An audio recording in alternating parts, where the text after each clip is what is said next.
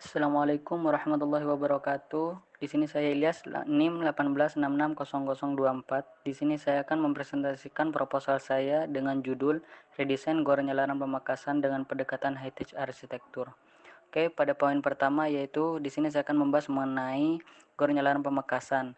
Gor Nyalaran Pamekasan sendiri merupakan gor kebanggaan warga sekitar Pamekasan karena gor ini merupakan salah satu fasilitas olahraga yang kerap digunakan ketika ada event-event yang berbau olahraga.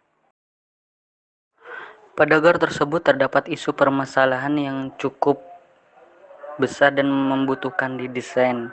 Bisa dilihat pada gambar tersebut, pada fasad bangunan, cat mulai mengelupas dan ada beberapa tiang pada bangunan mulai hampir roboh. Dan untuk fasilitas interiornya juga fasilitas olahraganya kurang memadai seperti kurangnya tribun untuk penonton dan beberapa cabang olahraga lain. Untuk pendekatannya di sini saya menggunakan pendekatan heritage arsitektur. Alasan saya menggunakan pendekatan ini karena pada pendekatan ini mempunyai prinsip yang mampu menunjang dan mendukung proses desain saya, yaitu beberapa prinsip high-tech yaitu efisiensi, changeability, flexibility, dan low energy. Dan pendekatan ini juga mempunyai karakteristik yang cukup unik. Untuk selanjutnya, setelah menentukan pendekatan dan memahami beberapa isu, di sini saya mempunyai tujuan dalam desain, yaitu menjadikan Gor Nyalaran sebagai ikon, menarik perhatian dan minat warga untuk berolahraga, mengembangkan dan melengkapi fasilitas olahraga yang kurang, mengembangkan bakat dan minat atlet dan warga. Untuk kriteria desain sendiri, untuk kedepannya saya harap desain saya maksimal untuk kedepannya dengan kriteria desain yaitu tampilan modern, ikonik, dan efisiensi energi. Untuk ruang lingkup desain sendiri yaitu mencakup atlet pendatang, warga sekitar, dan untuk usia tidak terkhusus. Untuk referensi objek data, di sini saya mengambil referensi objek GOR berskala regional, menyesuaikan dengan desain rancangan untuk saya kedepannya. Untuk GOR berskala regional sendiri mencakup beberapa fasilitas cabang olahraga di dalamnya, yaitu bulu tangkis, bola voli, bola basket, futsal, tenis lapangan, sepak takraw. Untuk persyaratan lahan diupayakan rata, tidak miring, tidak labil, bukan rawa, dan tidak rawan longsor.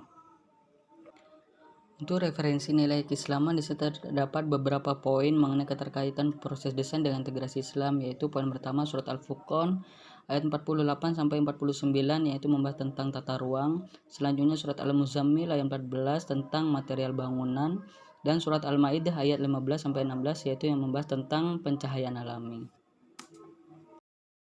Untuk studi prosedur objek, di sini saya mengambil bangunan multisport pavilion yang merupakan karya arsitek Alberto Campo Beza, yang merupakan desain yang mencakup fasilitas olahraga dan kelas yang didesain dengan konsep modern.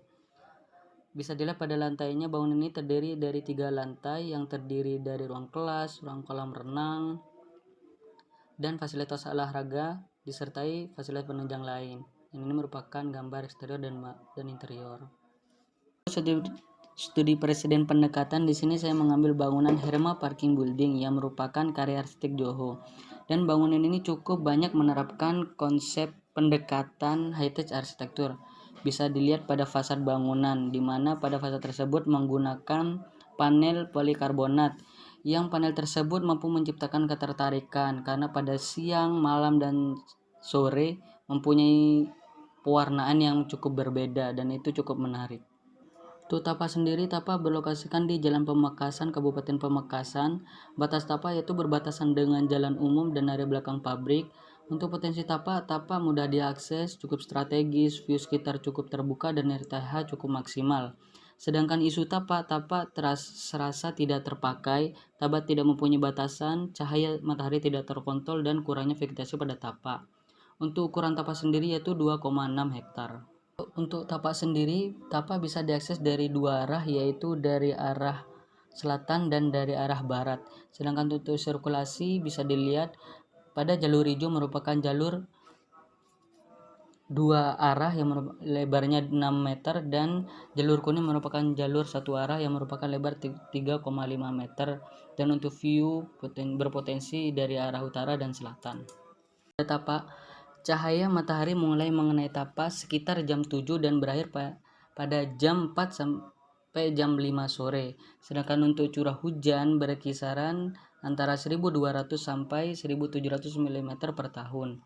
Sedangkan untuk kebisingan dari arah utara Tapak tingkat kebisingan rendah, arah selatan tingkat kebisingan sedang, tingkat kebisingan tinggi pada arah barat, dan tingkat kebisingan tinggi pada arah. Vegetasi pada Tapak pada Tapak terdapat beberapa vegetasi, yaitu pohon jati, pohon mangga, pohon asam, dan pohon gelodokan tiang. Melanjut poin yang terakhir, yaitu proses desain. Untuk skema proses desain sendiri dimulai dari observasi, yaitu penentuan potensi dan isu, dilanjut pada tahap berikutnya, yaitu penentuan pendekatan dan menentukan tujuan desain, dan tahap berikutnya yaitu consider, yaitu pengumpulan data dan melakukan analisis. Dilanjut pada tahap selanjutnya, yaitu menentukan konsep untuk hasil desain. Selanjutnya yaitu mengenai di dasar desain. Setelah menentukan dan memahami mengenai isu, potensi, dan menentukan pendekatan dan tujuan, menghasilkan tagline. Untuk tagline sendiri yaitu di sini saya mengambil tagline Mirror Future. Untuk tagline Mirror Future mempunyai arti cermin masa depan, memiliki perumpamaan seperti sifat cermin, yang berarti rancangan desain ini dapat memantulkan desain sebelumnya menjadi desain yang lebih bagus di masa depan. Ide desain perancangan GOR ini diambil setelah merancang atau melihat desain sebelumnya. Adapun terapan tagline pada desain yaitu di sini diantaranya penggunaan baja tipis, melakukan pengeksporan struktur rancangan, penggunaan fasad LCD, pemilihan warna yang cerah, dan penggunaan material seperti baja, kaca, besi, dan lain sebagainya. Demikian presentasi dari saya, kurang lebihnya saya minta maaf. Assalamualaikum warahmatullahi wabarakatuh.